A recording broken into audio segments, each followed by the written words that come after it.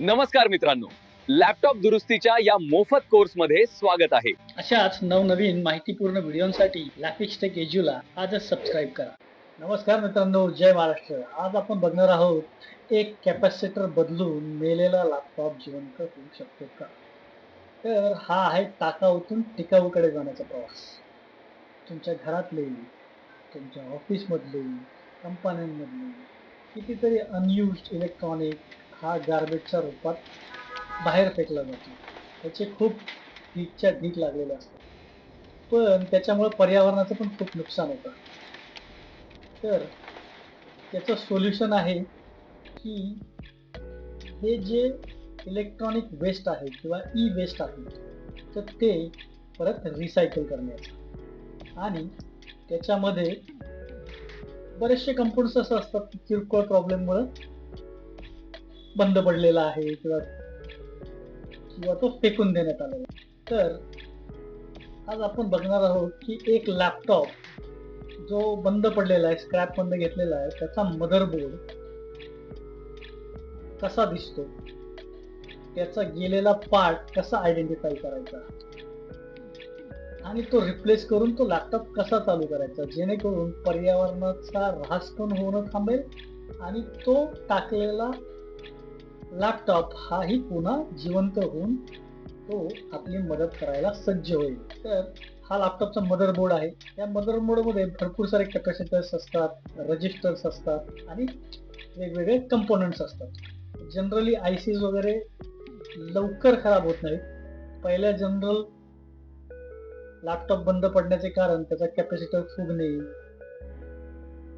किंवा डॅमेज होणे इलेक्ट्रिक सप्लायनी. तो नीट आपल्या डोळ्यांना दिसत नाही, त्याला मला कॅमेरा किंवा मॅग्निफायरनी बघावं लागतं किंवा शोधून सापडतो, कारण हा लॅपटॉपचा मदरबोर्ड खूप मोठा असतो.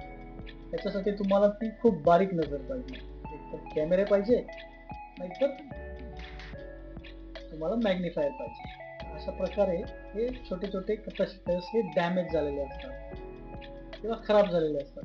पण तो जुना असल्या कारणाने किंवा कंपनीच्या वर्किंगच्या ठिकाणी जास्त कोणी लक्ष त्याकडे देत नाही आणि ते फेकून दिलं जातं स्क्रॅपमध्ये. एकदा ते स्क्रॅपमध्ये गेले की मग ते गार्बेजच्या ढिगाऱ्यामध्ये जाऊन जातात. तर पहिलं ते कॅपॅसिटर आपण चेक करू शकतो आपल्या मल्टीमीटरवरती. तो कॅपॅसिटर शॉर्ट आहे का नाही. शॉर्ट म्हणजे पॉझिटिव्ह निगेटिव्ह एक झालंय त्याचं आणि तो वर्किंग करत नाही, फिजिकली डॅमेज आहे, ह्या गोष्टी इन्स्पेक्शननी चेक केल्या जातात. नंतर मल्टीमीटरवर चेक करून झाल्यावरती ते कंपोनंट जे खराब झालेले आहेत ते बाहेर काढून परत सेपरेटली चेक केले जातात. नंतर एकदम मायक्रोस्कोपिक कॅमेऱ्याने काम करून त्याला परत जोडले जाते. खराब झालेल्या कॅपॅसिटरच्या जागी मायक्रोस्कोपच्या मदतीने नवीन कॅपॅसिटर किंवा नवीन कंपोनंट त्या ठिकाणी टाकून त्याला जोडलं जातं आणि तो लॅपटॉप चालू होऊन जातो. ह्या प्रोसेसला रिफर्बिशिंग इलेक्ट्रॉनिक कंपोनंट असं म्हणतात. हे जनरली त्यामुळं अशा रिसायकलिंग किंवा रिफर्बिश भरपूर कंपन्या चायनामध्ये किंवा इतरही बाकीच्या देशांमध्ये भरपूर ह्या कंपन्या आहेत. मग तिथून ह्या कंपन्या मास लेवलला कचऱ्यातून ते असे लॅपटॉप गोळा करून त्यांना रिफर्ब केलं जातं, पॅकेजिंग केलं जातं आणि नंतर जे पॅकेजिंग झालेले सगळे लॅपटॉप हे परत इंडियामध्ये इम्पोर्ट केले जातात.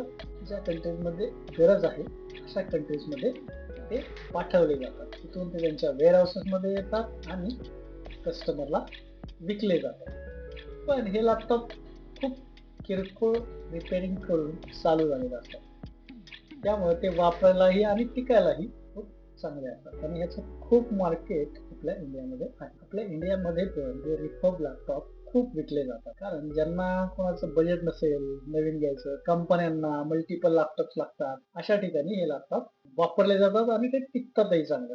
तर कसा वाटला हा टाकाऊतून टिकाऊचा प्रवास, तर नक्कीच कमेंट करून कळवा. तर अशाच नवीन नवीन गोष्टी शिकण्यासाठी व्हिडिओला लाईक करा आणि चॅनलला सबस्क्राईब करा. धन्यवाद. जय महाराष्ट्र.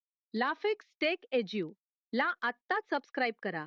आजच शिका आणि उद्या कमवा.